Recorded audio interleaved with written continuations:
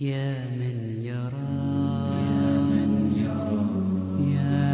يرى مد البعوض جناحها.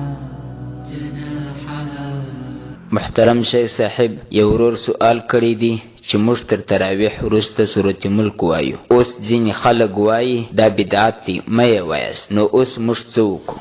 يا من يرى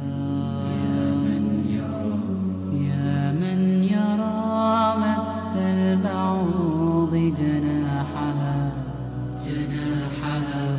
بسم الله الرحمن الرحيم. الحمد لأهله والصلاة على أهلها وبعد. دا یو واجب خبره ده چې تاسو ته کړی ده. اوس خلک د قرآن شریف په تلاوت کې هم دا دې خبرې کوي. پخوا خو زموږ دا فکر و چې د قرآن شریف په تلاوت یوازې شیطان سوځي. اوس خو په انسانانو کې هم دا شیطانان پیدا شو چې د قرآن شریف په تلاوت سوځي او خلک د قرآن شریف د تلاوت سره ګرځي. نو دا د شیطان ورونه دي چې مسلمانان د قرآن شریف تلاوت کوي او دی ورته وایي دا بدعت دی، مه یې وایاست. د دې خلکو خبرې ونه مني. دا هغه خلک دي چې په خلکو کې فتنه خپروي. دا هغه خلک دي چې خلک مسلمانان په خپلو عباداتو کې شکمن کوي. دا هغه خلک، دا هغه انسي شیطانان دي. نو دا خو قرآن شریف دی، سورة ملک چې د عامو خلکو په اصطلاح کې خلک یې تباره بولي. تباره خو نوم نه دی، سورة ملک نوم دی. دا د قرآن شریف سورت دی. نو د قرآن شریف تلاوت خو هر وخت چې سړی کوي ډیر ثواب لري. په هغه خپلو وختو کې، په مناسبو وختو کې قرآن شریف دی، پر تلاوت یې ډیر ثواب مرتب دی. حضرت عبدالله ابن مسعود رضی الله عنه روایت دی، نبی علیہ السلام فرمایلی: من قرأ حرفا من کتاب الله فله حسنه والحسنه بعشر امثالها.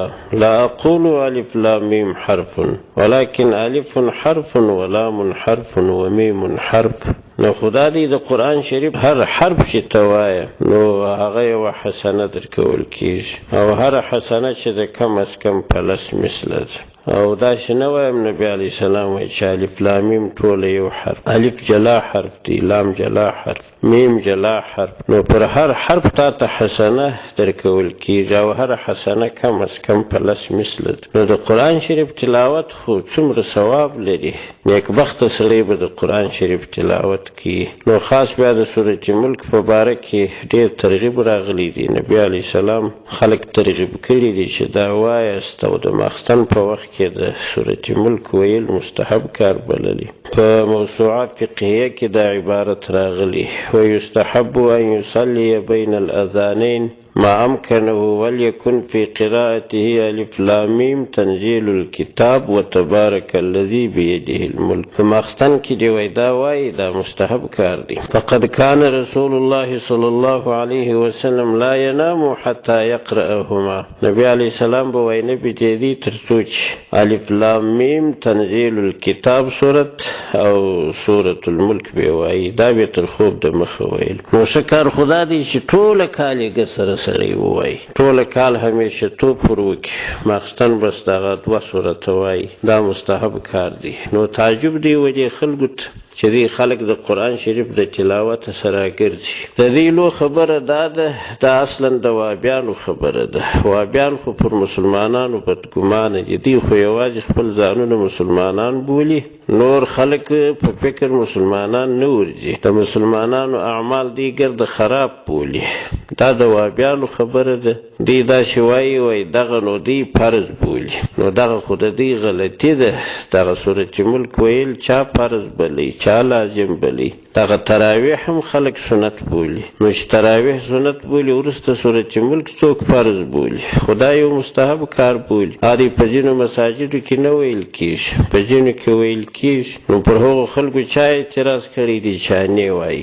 که دا خلکو فرض بللی، وایي چې پر دغو خلکو اعتراضونه کړي وای، بحثونه وای چې تاسو ولې دا سورة ملک نه وایست. او هغه خلک چې وایي هغه ښه کار کوي، مستحب کار کوي، الله پاک به اجر ورکړي، ثواب به ورکړي. نو که چیرې څوک آماده وي، دا قاري آماده وي، سامعین آماده وي چې دا سورة ملک واوري، بالکل دی ووایي، مستحب کار دی. او که څوک بیا خسته و، ستړي و، پرېښوي په دغه خاطر چې ستړي وي، خسته وي، پروا نه لري، بیا دې پرېږدي، خو یو مستحب کار دی پرېښوي. نو دا مستحب کار دی چې بیا څوک پر مستحب کار دوام کوي، پر دې ډېر ثواب شته. دا وابیان خو پر مستحب کار د دوام او مستحب کار فرض بلل، د دې دوه فرق نشي کولی. مسلمانان پر مستحب کار دوام کوي، د دې دا فکر دی چې دې فرض بولي. نو دا خو د دې غلط ګمان دی، دا د دې بدګماني ده. پر مستحب کار باندې دوام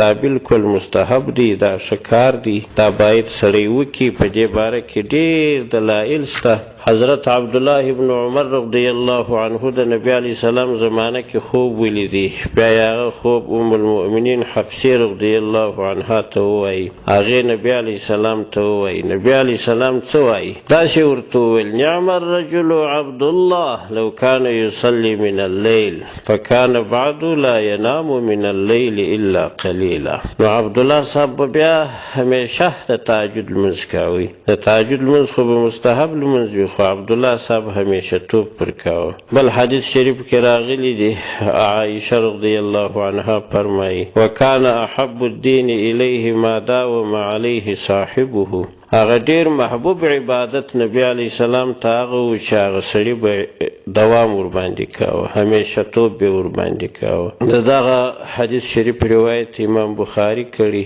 43 نمبر حدیث دی. علامه شهاب الدین قسطلانی په شرح کې لیکلي: هذا الحديث وفي هذا الحديث الدلالة على فضيلة المداومة على العمل. دې حدیث کې وایي پر دې دلالت دی چې پر عمل مداومت افضل بهتر دی چې همیشه توب ورباندې وشي.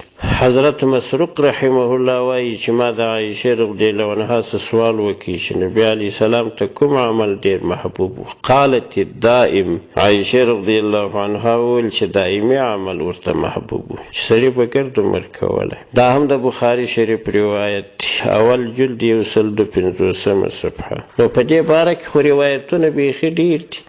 دا که زه درته وایم بیخي به ډېر وخت ونیسي. دا یو روایت بلا درته ووایم. عن ابي هريره رضي الله عنه قال: اوصاني خليلي بثلاث لا ادعهن حتى اموت: صوم 3 ايام من كل شهر، وصلاة الضحى، ونوم على وتر.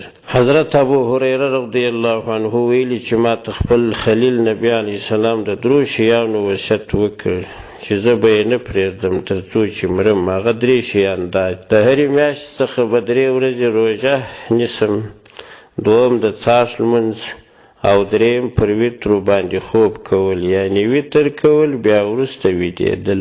ښه نو دا په میاشت کې 3 ورځې روژه، دا خو به مستحب روژه وي. د حضرت ابو هریره دوام پر کاوه او نبی علیه السلام وصیت ورته کړی و چې ته دوام پر کوه. د څاښت لمونځ خو به مستحب لمونځ وي، نبی علیه السلام ورته ویلي و چې ته دوام پر کوه. نو دې باره کې خو بیخي روایتونه ډېر دي. دا زموږ استاسي سلف صالحین ګوري چې د ډېرو سلف صالحینو په ترجمه کې لیکلي چې په ټول عمر کې د تهجد لمونځ نه دی پرېږدي. نو پر مستحب کار باندې دوام دا بالکل ښه دی. د نبي علیه السلام دا عمل خوښ. نو څوک چې تر تراویح وروسته سورة ملک همیشه وایي د مستحب په حیث دوام ورباندې کوي، بالکل دا ښه کار دی. البته که دا عقیده بیا یو چا ولرل چې دغه سورة ملک ویل دا فرض دی او وخت یې هم دغه وخت چې تراویح وشي بل وخت روانه دي، دا صورت خو نو غلط دی. خو پر مسلمانانو بیا موږ دا ګمان نه کوو چې دوی دا عقیده لري چې دغه د سورة ملک خامخا وخت بولي، په دغه وخت کې د حصر بولي او په دغه وخت کې د ویل فرض و واجب بولي. دغسې ګمان موږ پر مسلمانانو نه کوو. موږ دا ګمان کوو چې مسلمانان سورة ملک ویل یو مستحب کار بولي، په حیث د مستحب دوام ورباندې کوي. پر مستحب عمل په حیث د مستحب دوام دا بالکل ښه دی. دا د نبي علیه السلام خوښ. لنګوټه موږ همیشه تړو، نو اوس په باره موږ وایو چې دا کشکې مو یو وخت پرېښی خو دا همیشه توب یې بد دی. نو سبا دغه هم درته وایي لنګوټه ګرد عمر مه تړه، دا تا فرض وبلل. لنګوټه ما تړلې ده زه مستحب و سنت بولم یا مستحب بولم دی ویت فرض بولي سورۃ ملک زه وایم زه مستحب بولم د مستحب په حیث دوام پر کوم هغه ظالم بیا هول تناستی ویت فرض بولي دا هغه خلک دي چې توري عینکې پر سترګو دي دی خپل د فساد ډک خلک دي دی کوشش کوي چې د مسلمانانو اعمال ور خراب او د مسلمان د شان سره دا نشای د مسلمان د شان سره دا شای چې د مسلمانانو کارو ته یو ښه صحیح محمل ور پیدا په فقه کې به ډېر مثالونه شته چې یو طرف ته یو مسله تشریح کې د جواز حکم ور باندې راځي کې په بل رقم تشریح کې بیا د عدم جواز فقهاو هغه د جواز طرف تشریح کړي هغه د عدم جواز جهت پریشي بین و دلیل دا ویلی لأن حمل امور المسلمین علی الصحة واجب وای د مسلمانانو د امورو حمل کول پر صحت دا یو واجب کار نو لہذا موږ پر دغه د صحت پر جهت دا د مسلمانانو کار حمل کی دا مبسوط کی ولسم جلد 15 صفحه کې دا عبارت نو د مسلمانانو به دغه شی تګلارې وي د مسلمانانو به دغه هڅو کوشش وي چې د نورو مسلمانانو امور پر صحت حمل نه دا چې دی هلته ورته ناستي پر فساد حمل کی مسلمانان مستحب بولی وی پر مستحب دوام کوم دی ویت فرض بولی نو دا خطا ځان ته د شارع رتبه ورکړي واجب بولی دا دی بدعت نو دا کار د مسلمان د شان سره نشای د دې خلکو خبرې ما اوري دا اصلي د وابیانو خبرې دي او واجب خو لا بل ده چې اوس دغه خصله کم خبرې کوي پر خلکو دغه شی بدګمانه یو څوک د وابي ورته وایي بیا دی وای په وابي هم راته وایي بیا نو وابي نوم هم وایي بد دی وابي خو نو هم نه نو دا فکر دی چې په وابي ټیمان زړیږي په وابي خو ټیمان نه زړیږي خو وابیان دغه خلک دي چې پر مسلمانانو بدګمانه دي د مسلمانانو کارونه پر فساد حمل کوي کوشش یې دا وي چې د مسلمانانو اعمال خراب خلکو ته معرفي کړي او خپل یوازې ځان مسلمان خلکو ته وشي نورو مسلمانانو ته په اعمالو کې د الله تعالی دپاره چې کوم عبادات مسلمانان کې په هغو کې شکمن کړي خو دغه د وهابیانو تګلاره ده دغه د وهابیانو مسلک دی نو د دې خلکو خبرې مه منئ دغه سورۃ ملک وایاست په حیث د مستحب دوام پر وکړي وایستې په زور یې وایست چې شیطانان او دغه انسي شیطانان ټوله په وس وځي والسلام علیکم ورحمة الله وبرکاته